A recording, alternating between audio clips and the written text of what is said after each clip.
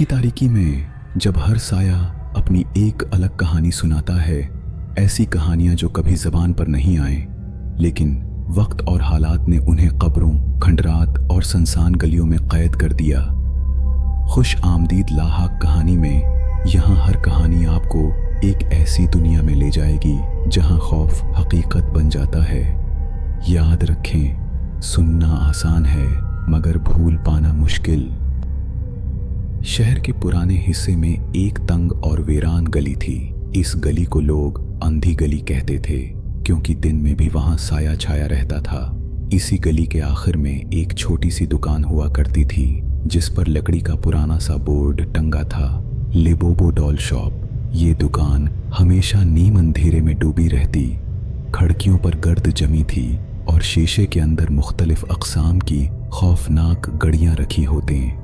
उनमें से कुछ मुस्कुरा रही होते, कुछ के चेहरे पर अजीब गम और कुछ के आंखों में ऐसी पुरअसरार चमक जैसे वो जिंदा हों।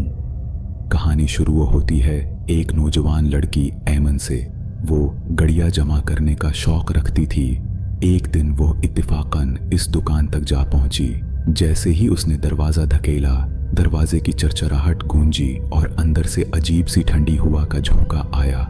अंदर एक बूढ़ी औरत बैठी थी जिसकी आंखें बिल्कुल संजीदा और चेहरे पर बिल्कुल सुकूत था। उसने कहा, खुश आमदीद, आप वही लेने आई हैं जिससे सब डरते हैं। ऐमन चौंक गई।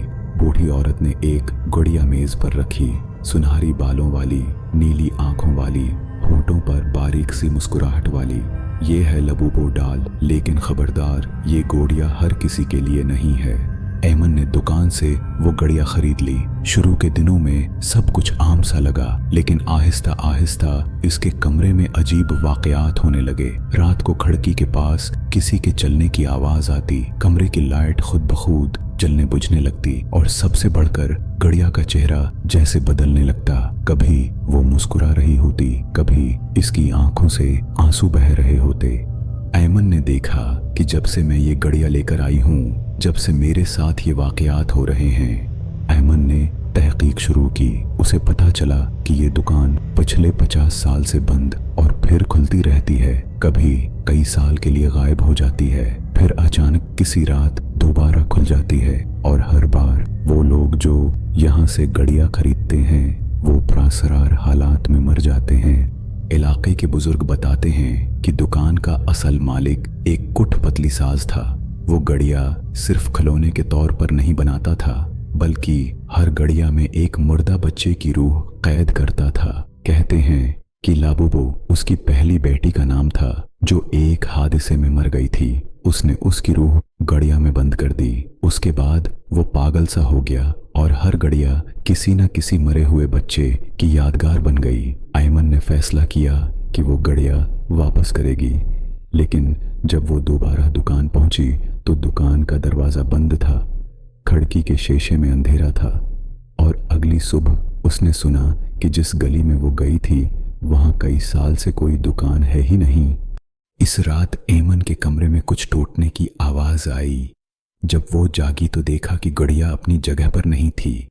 वो इसके बस्तर के किनारे बैठी थी और उसकी आंखों में खून था।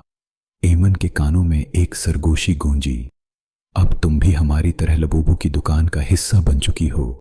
और अगली सुबह ऐमन के घर वाले देखते हैं कि वो गायब है। सिर्फ बस्तर पर वही गड़िया रखी है, लेकिन अब गड़िया के चेहरे पर ऐमन जैसा अक्स झलक रहा है। लोग आज भी कहते हैं कि लाबूबो डोल शॉप कभी कभी अंधी गली में खुलती है। जो भी वहां जाता है वो या तो लौट कर नहीं आता या फिर वापस आकर आम इंसान नहीं रहता।